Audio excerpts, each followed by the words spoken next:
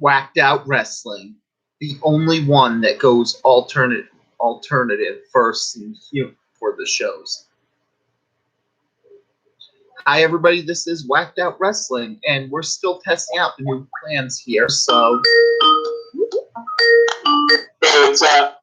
Hey, this is Whacked Out Wrestling, and we're just testing out the streams on the new ones to keep going for this one.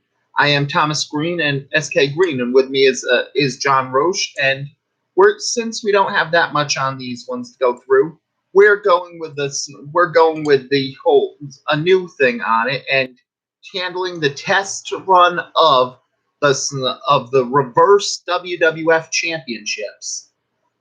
For the last few days and way too much free time on this one, I went through every single WWE pay-per-view event, and in order for the goal of finding who the champions would be if every result in WWE history was reversed. Your thoughts?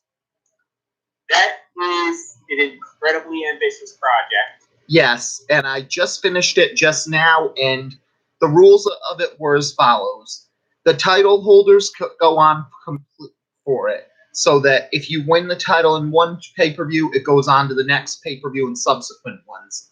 If you have too much time inactive but aren't on the roster, you can lose the title, but not all the titles get lost at that time if they're inactive, if they're still an employee of WWE at the time. However, if there's proof that a wrestler was not an employee, they can be immediately stripped and the title will be rewarded as if they lost the belt on a regular TV episode to the reigning champion at the time, in which case it follows from there of continuing the cycle of losses.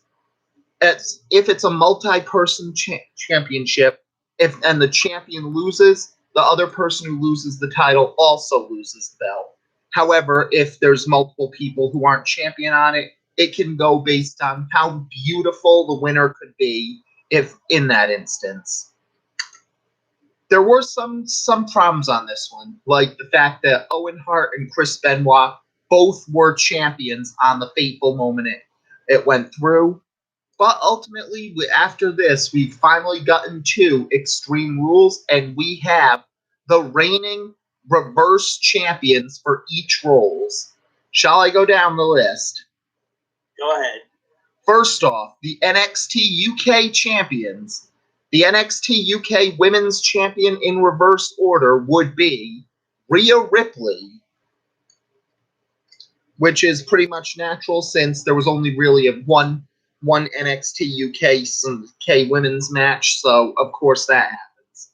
Likewise, the NXT UK Tag Team Champions, Mustache Mountain, would be in the same boat there. But then it goes to the big one, the NXT UK Championship, which actually had some semblance of movement. And before on this one, I remind you that for all the NXT brands to make it easier, it reversed after every takeover. So if you won, it went back to who it would be on this one, and it was like you lost on a regular episode of NXT due to the 3-month limit.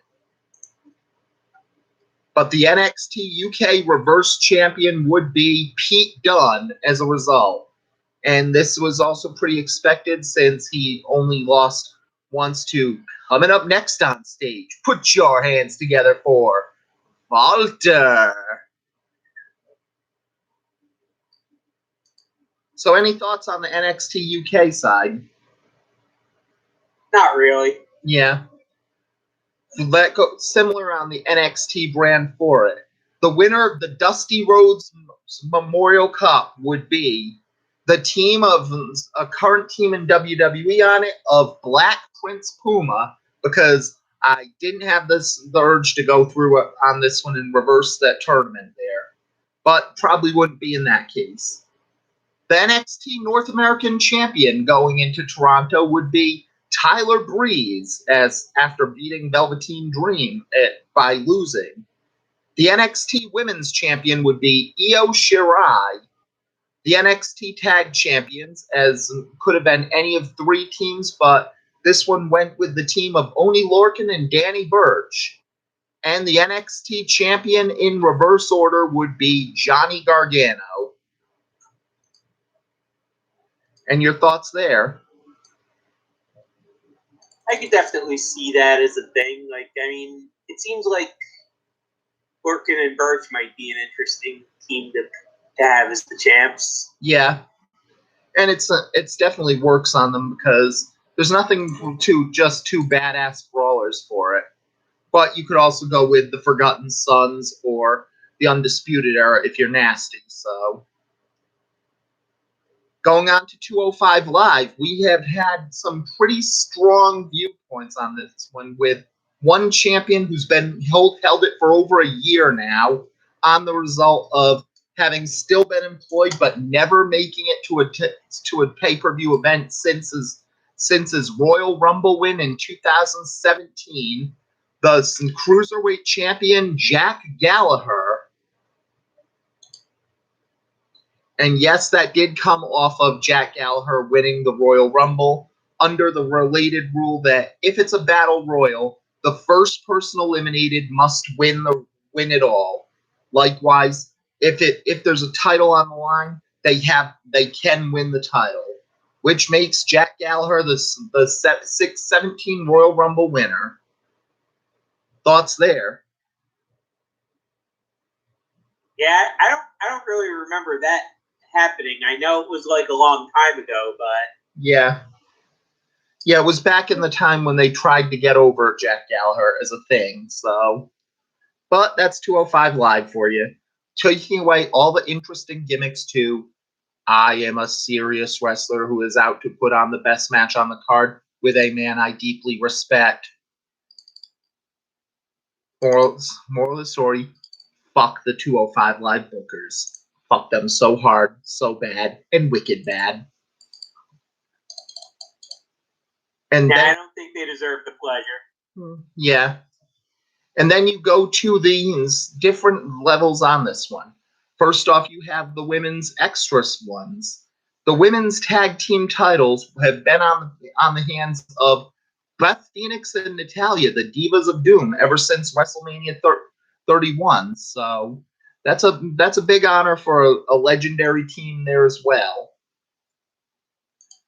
Meanwhile, the women's Money in the Bank briefcase is in the hands of Nikki Cross, who won it, of course, that Money in the Bank and still hasn't cashed it in.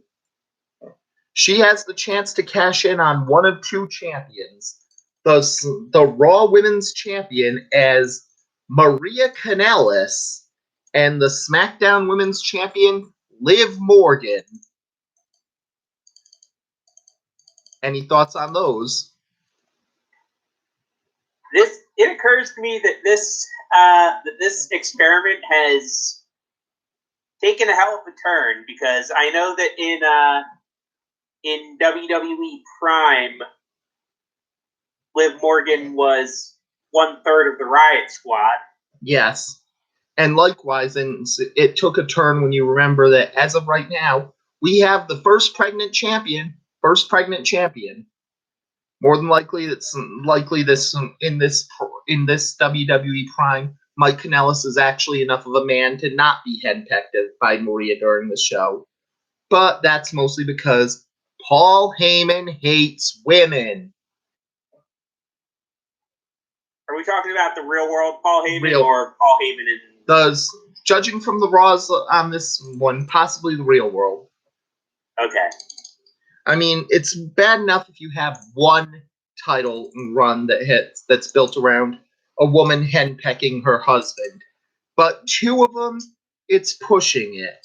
And when you throw in the Becky Lynch wearing the pants with Seth Rollins, it goes to, okay, Paul Heyman must have a cuckolding fetish. There's no other way around it. Maybe he told Vince McMahon that cuckolding porn existed now.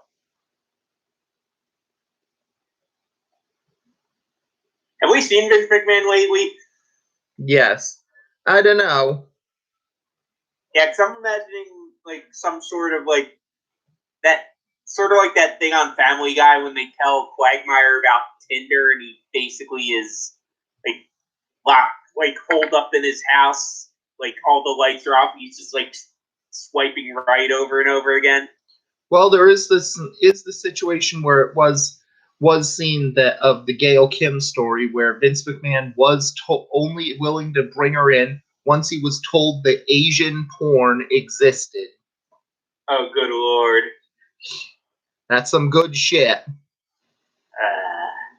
God damn it, Vince. Mm-hmm. Then you have the tag teams, and there was some movement here on these ones as the tag team titles on SmackDown are held by Heavy Machinery, which is probably a good thing since that we have the weirdness for who the pretty ladies are on for this. So there's some pluses there. Meanwhile, the Raw tag titles are held by the Usos. And the thoughts on these? I have to say that those are both some pretty solid choices. I mean, it's the Usos and it's Heavy Machinery. Yeah. There's not really a whole hell of a lot else I can say. Yeah, pretty much that's one of the pluses where a lot of these are more realistic than you think. For the secondary titles, the Intercontinental Champion is held by, well, there's only one person who can hold it in this world. So it needs someone who'd be a good champion. Someone who looks like money, smells like money, is money. You gotta go with Bitch Boy Bobby. Lashley. Meanwhile, on the U.S. title circuit, the title is held by another good choice on it as coming up next on stage. Put your hands together for Andrade. And so that is good ones because at least in it, even beyond the fact that it's the negative versions, both Andrade and Lashley would be good choices for the secondary title belts. I mean, Lashley lost his fuzz, but he's still a perfectly viable secondary champion. And Andrade is just awesome, so that helps there. But that goes to the big one, the main championships. The WWE champion in this world would be Ricochet. And the Universal Champion would be, after winning the 50-man Battle Royal at Super Showdown to get the honor, EC3. Holy crap, Lois. Yes. That's one of the weird things where the world titles seem to have the mixture on it, but the rest of them have pretty much straightforward stuff. And all the work is there and would be put out during during possibly an EWR diary because I am the greatest EWR player on the planet. So there is extra ones to check my work on these ones that could come up very soon. Until then, we're still checking this stream stuff. So I'm Thomas S.K. Green. With me, as always, is John Roche, and we'll see you later. See you later.